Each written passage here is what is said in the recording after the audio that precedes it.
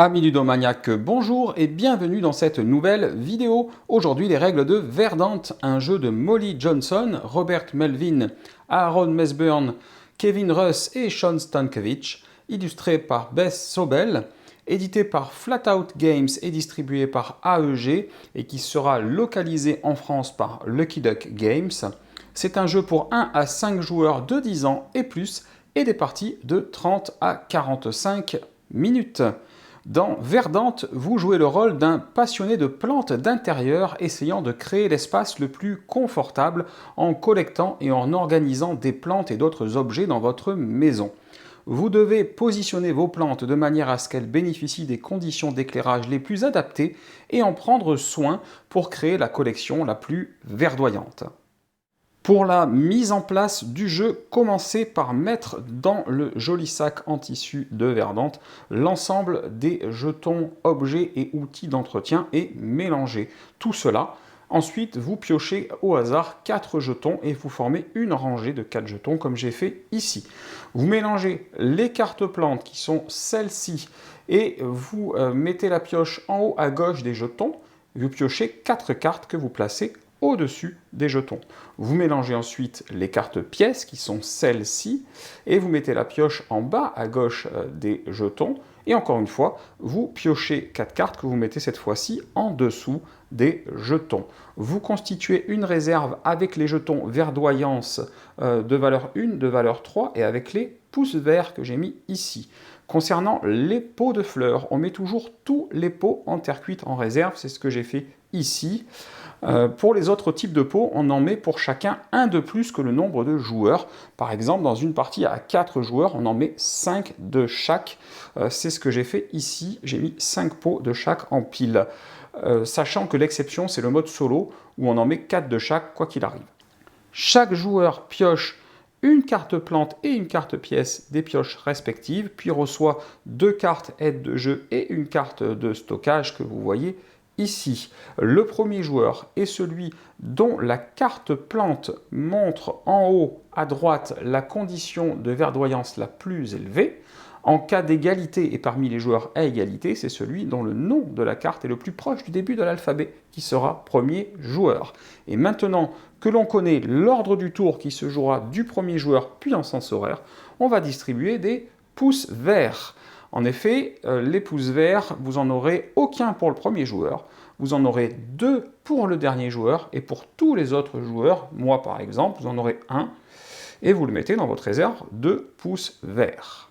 Si vous désirez jouer avec les objectifs, vous classez les différents objectifs selon leur couleur en formant 3 piles. Donc les objectifs, ils ont ce dos-là, et vous avez du vert clair au vert foncé. Donc vous faites 3 piles et vous piochez un objectif dans chaque pile, ce que j'ai fait, et vous les mettez tout simplement sur la table à la vue de tous pour que chacun connaisse les objectifs à réaliser pour la fin de partie. Ça, c'est optionnel. À votre première partie, je ne vous conseille pas de jouer avec les objectifs, mais par la suite, ça sera très intéressant de rajouter les objectifs. Les cartes pièces et plantes devant vous constituent votre maison qui sera à terme une grille de 3 lignes par 5 colonnes. Donc pensez-y, parce que quand vous allez jouer, vous serez limité par cette taille. Avant le premier tour de jeu, les joueurs décident du placement de leurs 2 premières cartes qui doivent, dans tous les cas, être adjacentes orthogonalement. Donc tout simplement, les placements possibles, vous les avez, voilà, soit je tourne autour ici, ou soit inversement, je tourne autour ici. Voilà les différents placements pour le premier placement. Moi, je vais choisir de me positionner comme ceci pour mon premier placement dans ma maison. Alors, si lors de ce placement, vous obtenez une correspondance de conditions d'éclairage, j'y reviendrai, mais je vous montre quand même déjà les signes. Donc moi, c'est le cas, et la plupart du temps, vous allez quand même essayer de faire correspondre, bien entendu. Vous ajoutez immédiatement une verdoyance sur votre carte plante. Voilà, un jeton, une verdoyance. Je reviendrai sur ce procédé par la suite, ne vous inquiétez pas. Le jeu va donc commencer par le tour du premier joueur, puis continuer en sens horaire, jusqu'à ce que tous les joueurs aient joué 13 tours et complété leur maison en 3 par 5. Et on passera alors au décompte final. Je vais maintenant vous parler des différentes étapes d'un tour, à commencer par la sélection d'une carte et d'un jeton.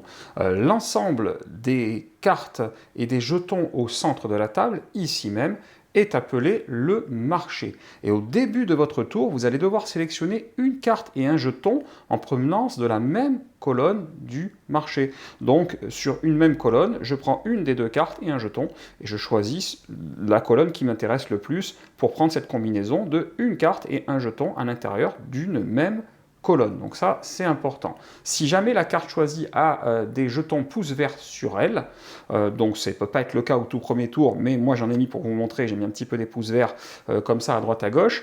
Si je prends une carte qui a des jetons pouces verts, eh bien je vais récupérer ces pouces verts et les mettre dans ma réserve pouces verts ici, tout simplement. Les pouces verts que vous possédez vont justement vous permettre d'effectuer cette sélection de manière différente.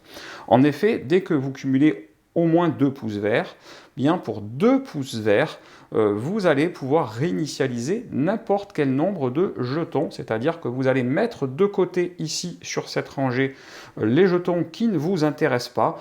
Tiens, par exemple, ces 2 jetons-là ne m'intéressent pas. Vous les mettez de côté, vous ne les remettez pas tout de suite dans le sachet. Vous piochez des jetons de remplacement comme ceci. Et ensuite, vous remettez les jetons concernés dans le sac. Donc ça, c'est une action qui coûte 2 pouces verts, qui peut vous permettre d'avoir un meilleur choix ou un choix différent. Toujours pour 2 pouces verts, vous pouvez réinitialiser n'importe quel nombre de cartes n'ayant pas de pouces verts sur elles. Donc dans ce cas de figure, je pourrais réinitialiser ces 3 cartes-là, ces 3 cartes-là, je pourrais donc monter jusqu'à 6 cartes. Les cartes réinitialisées, elles vont tout simplement aller sous les paquets respectifs. Donc je pourrais vouloir réinitialiser ceci, et pourquoi pas ceci. Et donc, je prends les cartes que je décide de réinitialiser et qui n'ont pas de pouce vert sur elles, bien entendu. Et ensuite, je les remplace tout simplement au fur et à mesure, comme je suis en train de faire ici. Cette action-là coûte également donc 2 pouces verts. Évidemment, tous les pouces verts que vous utilisez pour faire ce genre de modification, ils partent de votre réserve, ils sont défaussés, ça coûte 2 pouces verts pour faire ça. La dernière chose qui coûte 2 pouces verts également, c'est de pouvoir, pour 2 pouces verts, choisir n'importe quelle combinaison carte plus jeton. Donc au lieu de devoir choisir une carte et un jeton dans la même colonne, je peux aller choisir où j'ai envie. Dans ce cas de figure, je peux dire, écoutez, moi ce qui m'intéresse, c'est pourquoi pas de prendre ceci, mais de prendre ceci avec. Et bien, si je fais ça, ça me coûte 2 pouces verts, puisque je n'ai pas pris dans la même colonne, mais donc c'est tout à fait possible. Donc il est bien entendu possible de cumuler les différentes actions que je viens de vous expliquer dans la limite de vos besoins et de vos moyens. Ensuite, vous devez tout simplement placer la carte obtenue dans votre maison. Alors, évidemment, il y a plusieurs règles à respecter. La première est de ne pas dépasser la limite de taille de 3 lignes par 5 colonnes dont je vous avais parlé. Alors, au début de la partie, il n'y aura pas de souci, mais après, il faudra réfléchir à ça. Il y aura des emplacements qui deviendront, de par le fait, interdits, parce qu'ils vous feraient dépasser cette limite de 3 lignes par 5 colonnes. Les cartes doivent être placées de manière orthogonalement adjacente et dans le sens de lecture uniquement. Donc là, le sens de lecture d'une pièce, c'est celui-ci. Je vous le montre de plus près parce que c'est pas forcément évident si j'y arrive. Voilà. Vous voyez, vous avez ceci qui est écrit sur les pièces, décidément. Vous avez ceci qui est écrit sur les pièces, et quand vous prenez une carte plante, de manière bien évidente, vous avez tout simplement tout le texte. Donc là, c'est beaucoup plus simple pour se repérer. Donc voilà, vous ne pouvez pas changer le sens de la carte, et ça doit être orthogonalement adjacent aux autres cartes. Donc je vais me placer comme ça pour vous montrer mon exemple. Également, une carte plante doit toujours être placée à côté d'une carte pièce, et vice-versa, une carte pièce toujours à côté d'une carte plante. Donc cette carte-là, j'aurais pu la placer ici, j'aurais pu la placer là en dessous, mais en aucun cas autour de mon autre pièce. Les cartes pièces ne se touchent jamais, et les cartes plantes ne se touchent jamais également. À l'arrivée, ça fait un genre de damier entre les cartes pièces et les cartes plantes. Enfin, sachez qu'une carte placée ne pourra plus jamais être déplacée. Une fois votre carte posée, vous allez vérifier les conditions d'éclairage pour voir si vous avez de nouvelles correspondances. En effet, chaque plante affiche entre 1 et 3 conditions d'éclairage en haut de la carte. Ici, j'ai une seule condition d'éclairage, je veux de la pleine lumière. Si vous regardez un petit peu les autres cartes, il peut y avoir des choses différentes. Ici, celle-ci a 2 conditions d'éclairage, elle préfère l'ombre ou la pénombre. Donc voilà, ça dépend des plantes, et vous allez regarder s'il y a correspondance avec la condition d'éclairage proposée par la pièce là où elle est adjacente, bien entendu. Donc là, l'adjacence se fait ici. On voit que ma pièce que j'ai posée propose de la pleine lumière. C'est ce que ma plante réclame. Donc là, dans ces cas-là, il y a correspondance.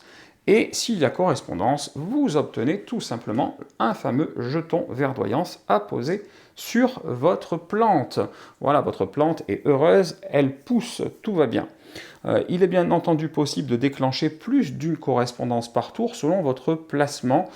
Par exemple, si je place une plante ici qui nécessite, comme ça serait le cas de celle-ci, à la fois de la pénombre et de l'éclairage plein, du soleil, on va dire.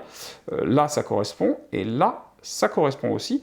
Donc, lors de ce placement, automatiquement, j'aurai droit à 2 verdoyances au moment où je pose ma carte. Donc, ça serait très efficace. Et vous pouvez également utiliser à tout moment de votre tour 2 jetons pouce vert pour une autre action. 2 jetons pouce vert, ça peut vous donner une verdoyance sur une plante de votre choix si vous les dépensez. Je vais remettre une carte ici. Normalement, j'aurais dû prendre qu'une combinaison de cartes, donc j'ai un peu triché, donc je vais faire comme si je ne l'avais pas prise. Et je vais ensuite vous expliquer qu'est-ce qui se passe quand vous terminez une plante. Et terminer une plante, c'est tout simplement quand la quantité de verdoyance nécessaire d'une plante est atteinte. La fameuse quantité qui est indiquée ici dans la feuille, ici c'est 5, ici c'est 3. Donc quand elle est atteinte, donc on va encore tricher, on va dire « Oh là là, je venais de poser une verdoyance ici, j'atteins 3 verdoyances. » Dans ces cas-là, j'enlève tous les jetons verdoyance et je vais pouvoir y placer un jeton pot sur ma plante en prenant le jeton pot de la valeur la plus élevée encore disponible dans la réserve. Donc en début de partie, ça serait automatiquement un pot en pierre, parce qu'ils valent 3, et les autres pots en bois valent 2, en céramique valent 1, et les pots en terre cuite valent 0. Donc automatiquement, vous devez prendre le pot avec la plus grosse valeur disponible et le placer par-dessus le dessin du pot sur votre plante. Voilà, votre plante est terminée, et donc elle est empotée, et c'est comme ça que vous savez que votre plante est terminée. Donc voilà, au niveau de comment on termine une plante, et à ce moment-là, une plante terminée, sachez-le, ne recevra plus de verdoyance par la suite. Donc même si je mets une pièce avec une correspondance ici, je ne poserai pas de verdoyance sur ma plante, car elle est déjà empotée, terminée. Je vais maintenant vous expliquer comment placer des objets et où utiliser des outils. Les jetons meubles ou animaux domestiques, comme là les lampes ou le chat, peuvent être placés sur n'importe quelle pièce de votre maison avec un emplacement disponible. Les emplacements, c'est ce que vous voyez dessiné ici au centre. Donc là, pour l'instant, j'ai 2 emplacements disponibles sur mes 2 pièces, car il n'y a pas encore de meuble ou d'animal domestique dessus. Il ne peut y avoir au maximum qu'1 jeton par pièce, et vous n'êtes pas obligé de faire correspondre la couleur. Donc si j'avais déjà eu ce jeton avec moi, j'aurais pu le mettre ici, j'ai tout à fait le droit, même si la couleur ne correspond pas. Toutefois, si vous faites correspondre la couleur, vous pourrez potentiellement marquer plus de points en fin de partie. Et les jetons outils d'entretien, donc les jetons verts comme celui que j'avais pris tout à l'heure, s'utilisent directement sur vos plantes, et une fois utilisés, ils sont directement défaussés. Alors il y a 3 types d'outils d'entretien. Il y a celui que vous voyez là, qui est un sac d'engrais. Donc le sac d'engrais permet d'ajouter directement 3 verdoyances sur une seule plante. Là, la seule plante que j'aurai disponible, c'est celle-ci. Et par exemple, vous voyez, celle-ci s'arrête à 5. Et donc c'est un bon cas de figure, puisque si une plante se finit comme ça, la verdoyance supplémentaire, le 1 supplémentaire, c'est automatiquement perdu. Et donc dans ce cas-là, là, je vais empoter de nouveau en enlevant toutes les verdoyances, puisque ma plante est terminée. On va chercher un petit peu les autres outils disponibles dans le sac. Il y a ensuite la truelle. Alors on va tricher un petit peu, on va enlever tout ça pour faire un exemple. Donc la truelle, elle permet de rajouter une verdoyance sur 3 plantes différentes, une verdoyance par plante. Donc je pourrais faire ceci, je pourrais faire cela, et comme je n'ai pas de troisième plante, encore une fois, ma troisième verdoyance serait perdue dans cet exemple. Et l'arrosoir qui lui permet d'ajouter une verdoyance à toutes les plantes autour d'une pièce. Donc là, ça sera assez simple puisque que je choisisse cette pièce ou celle-là, les 2 plantes que j'ai encore sont autour de ma pièce.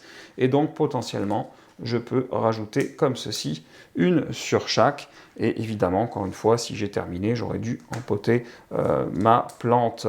Voilà les 3 types d'outils qui sont disponibles dans le jeu.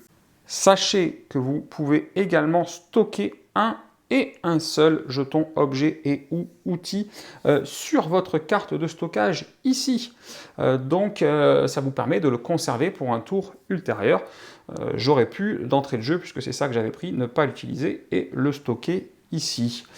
Évidemment, si vous dépassez cette limite, tout jeton en trop est défaussé. Donc si j'étais dans ce cas de figure et que j'avais ce jeton et celui-là, je ne pourrais en stocker qu'un et je devrais défausser l'autre. Et donc le plus intéressant pour moi, ça serait d'en utiliser au moins un des deux pour ne pas le perdre, bien entendu. Votre stockage pouce vert ici, lui, il est limité à 5 en fin de tour. Et là encore, tout excédent est perdu. Sachez toutefois que si vous dépassez des limites en cours de tour, ce n'est pas gênant tant que vous les respectez en fin de tour. Voilà, donc quand vous avez terminé toutes les étapes que je viens de vous expliquer, il vous reste à réapprovisionner le marché, puisque vous vous êtes servi d'un jeton. Bon là j'en ai enlevé un de trop, donc on va en remettre un ici. J'avais utilisé 2 pouces pour pouvoir prendre où je voulais, donc voilà un bon exemple. Donc quand vous avez terminé toutes les étapes, vous réapprovisionnez le marché. Alors ce que vous faites, c'est que vous placez d'abord un pouce vert sur la carte qui n'a pas été sélectionnée dans la colonne où vous avez pris une carte. Donc là, j'ai pris cette carte-là. Donc celle-là n'a pas été sélectionnée. Elle récupère un pouce vert supplémentaire. Elle devient plus attractive pour les joueurs dans les tours qui suivent.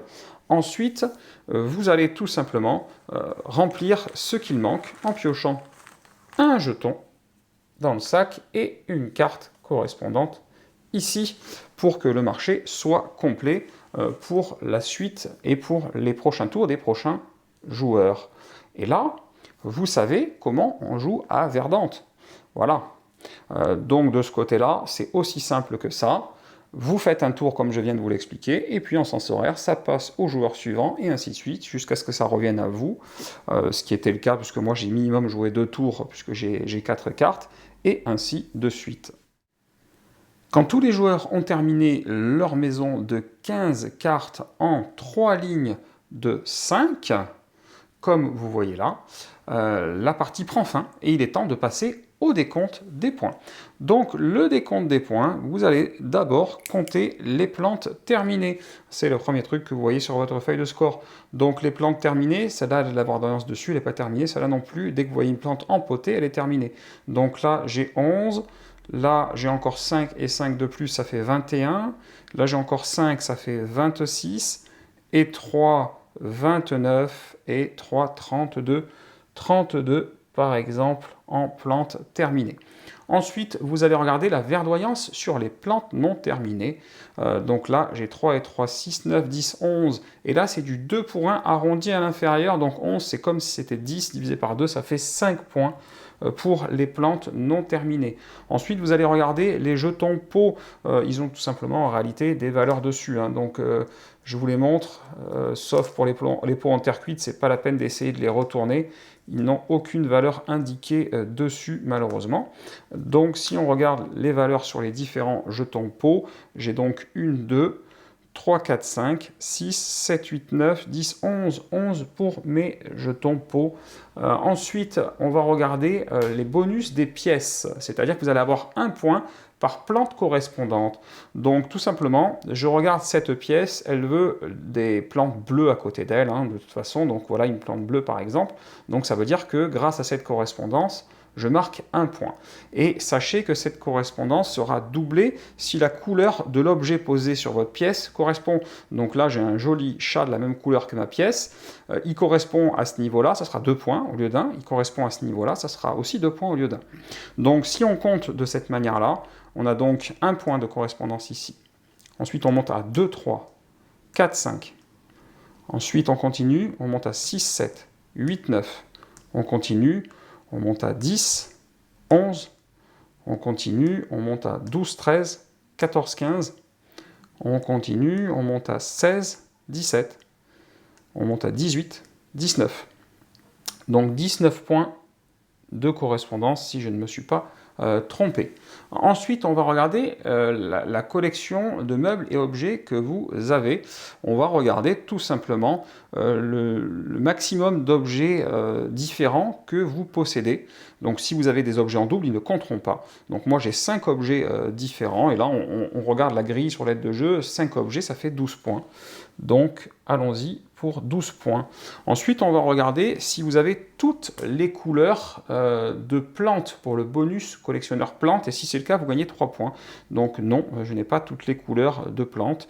Il me manque ce type de couleur-là, et il y a un bonus décorateur pour si vous avez toutes les couleurs de pièces, et donc, encore une fois, il me manque cette couleur-là. Il y a 5 couleurs hein, de chaque, donc moi, au maximum, de toute façon, j'ai 1, 2, 3, 4 couleurs au maximum, donc je n'ai pas les bonus. Voilà, ça c'est pour le scoring simple.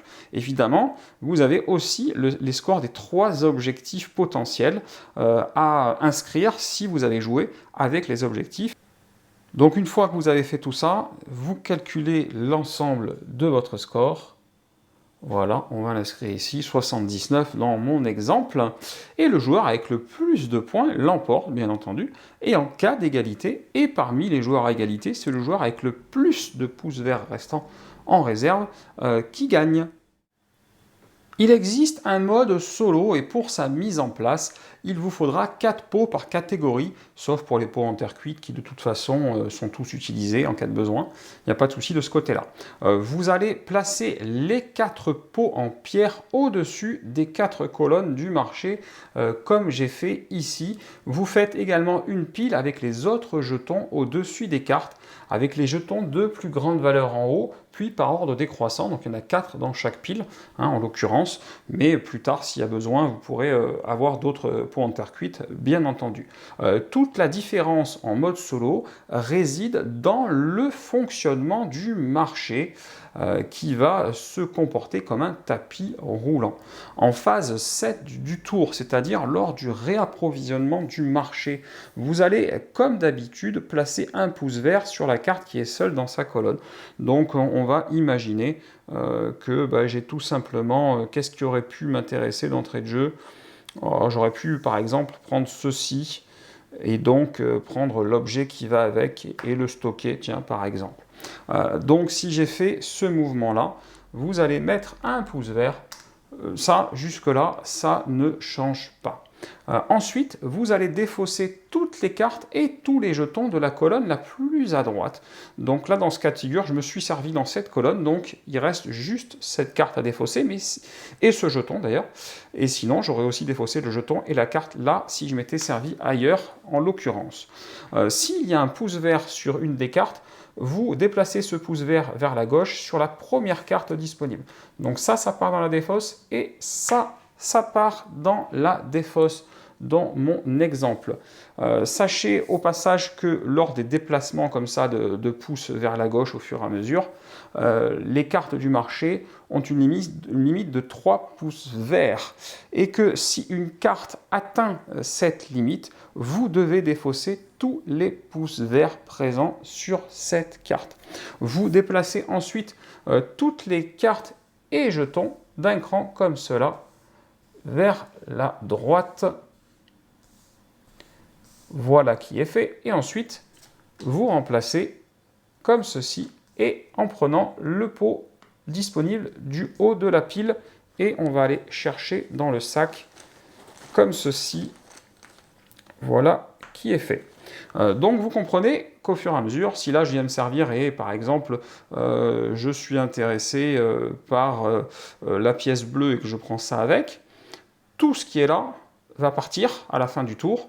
Ce pouce-là va se déplacer ici, bien entendu. On va tout redécaler et c'est encore ce pot-là qui va rentrer et un pot en pierre qui sera perdu. Donc voilà comment ça va fonctionner au niveau du déplacement en fin de tour. Vous vous en doutez, les jetons pots au marché ne sont pas là pour décorer. À votre tour, quand vous terminez une plante, vous prenez le jeton pot du sommet de la colonne la plus à droite du marché. Donc si là j'arrivais à terminer ma plante, je prendrai ce jeton-là et je le mettrai ici. Et donc au fur et à mesure, je vais essayer de vite terminer mes plantes parce qu'au fur et à mesure, à la fin de chaque tour, les meilleurs pots partent ici dans la défausse et disparaissent à jamais ou presque. Pourquoi à jamais ou presque? Parce que si vous terminez d'autres plantes dans le même tour, donc au moins 2, vous prenez le jeton pot de plus faible valeur qui est disponible ici dans la défausse. Donc évidemment, si vous laissez s'accumuler et que votre défausse ressemble à ça, même si j'en fais 2 d'un coup, je pourrais prendre que celui-là, parce que ça sera celui-là, le jeton de plus faible valeur, sauf si j'en termine 3 dans le tour, à ce moment-là je pourrais prendre celui-là, puis après celui-là. Donc voilà comment ça va fonctionner quand vous terminez des plantes et que vous prenez des jetons pots au fur et à mesure. Et le dernier tour fera exception à cette règle sur les pots, parce qu'au dernier tour, tout ce que vous faites sera automatiquement avec des pots en terre cuite. Donc même si vous finissez plusieurs plantes, vous ne pourrez pas aller chercher dans la défausse, vous serez obligé de prendre des pots en terre cuite. Voilà, le score en fin de partie se calcule de la même manière qu'une partie standard, à la seule différence près que vous allez comparer votre résultat avec le tableau fourni dans le livret de règles pour connaître votre niveau. Il est très intéressant de noter que 15 scénarios sont disponibles pour être joués aussi en solo et qu'ils apportent un challenge extrêmement agréable pour ce mode en particulier. Il existe également un mode famille qui permet de jouer avec les plus jeunes. Au niveau de la mise en place, ne faites pas de réserve avec les jetons verdoyance et pouce vert, ils ne seront tout simplement pas utilisés. Comme les pouces verts ne seront pas utilisés, aucune action nécessitant des pouces verts ne sera disponible. Les conditions d'éclairage et de verdoyance seront également ignorées. Dans cette variante, n'importe quel jeton outil d'entretien n'aura qu'un seul effet, celui de terminer la plante de votre choix.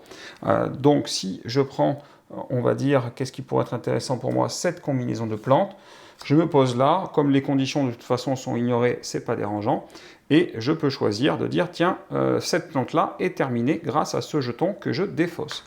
Vous pouvez également, lors de la mise en place, mettre absolument tous les pots de disponibles, parce que les pots ne rapporteront pas de points en fin de partie, et donc quand je termine une plante, je peux prendre le pot que je préfère, qui me fait le plus plaisir et qui est encore disponible pour aller finir ma plante. Donc voilà, avec ce jeton, j'ai dit que cette plante était terminée, et j'ai mis le pot de mon choix dessus. En fin de partie, justement, au niveau du marquage des points, chaque plante terminée vaudra 5 points, quelle que soit sa valeur. Donc on ignore cette valeur-là, et chaque plante vaut 5 points tout simplement. Il n'y aura bien entendu du coup pas de points pour les plantes non terminées, puisque les plantes non terminées n'auront pas de verdoyance dessus, donc ça serait difficile. Il n'y aura pas de points pour les pots, comme je viens de vous l'expliquer, et le reste se calcule normalement. Le joueur avec le plus de points l'emporte, et cette fois-ci, l'égalité est tranchée en faveur de celui qui a eu le plus de plantes terminées. Verdante est un de ces types de jeux qui vous font sentir bien, quoi. On a envie de sortir en mode cocooning à la maison. Bon, les illustrations de Beth Sobel n'y sont pas étrangères et sont comme d'habitude absolument magnifiques. Le travail fait au niveau des plantes est tout simplement superbe. Le matériel est de très bonne facture. Le sac en tissu, il est de haute qualité. Les cartes agréables. Les jetons bien épais. On apprécie les 10 aides de jeu permettant d'en donner 2 à chaque joueur pour les avoir des deux côtés en même temps, recto verso à dispo. Ainsi que le bloc de score qui est justement lui aussi recto verso. Au niveau des mécaniques, c'est fluide et efficace, tout est clair au bout de quelques minutes. Le jeu et le rappel des points importants sur les aides de jeu est ultra efficace. L'équipe créatrice n'en est pas à son coup d'essai, hein, puisqu'on a déjà eu droit à Calico, puis Cascadia dans la même veine. Le temps de jeu est très raisonnable et le puzzle proposé a un goût de reviens-y, d'autant plus que 50 réussites sont à cocher dans le livret de règles et parmi elles 15 scénarios. Les objectifs et les réussites avec modification de règles également offrent une grosse rejouabilité et finir l'ensemble vous prendra beaucoup de temps en vous donnant, je n'en doute pas, beaucoup de plaisir. Alors vous l'avez compris, moi j'adore ce type de jeu et si vous êtes comme moi, le jeu arrive très bientôt en VO ou si vous préférez, sachez que Lucky Duck Games s'occupe actuellement de la localisation française qui est prévue pour le premier trimestre 2023. Voilà, comme d'habitude, si cette vidéo vous a plu, vous n'hésitez pas, vous mettez un petit pouce vers le haut, ça fait toujours plaisir, et puis vous cliquez là en bas à gauche pour vous abonner à la chaîne si ce n'est pas déjà fait. Et chers amis ludomaniaques, je vous dis à très bientôt pour une prochaine vidéo.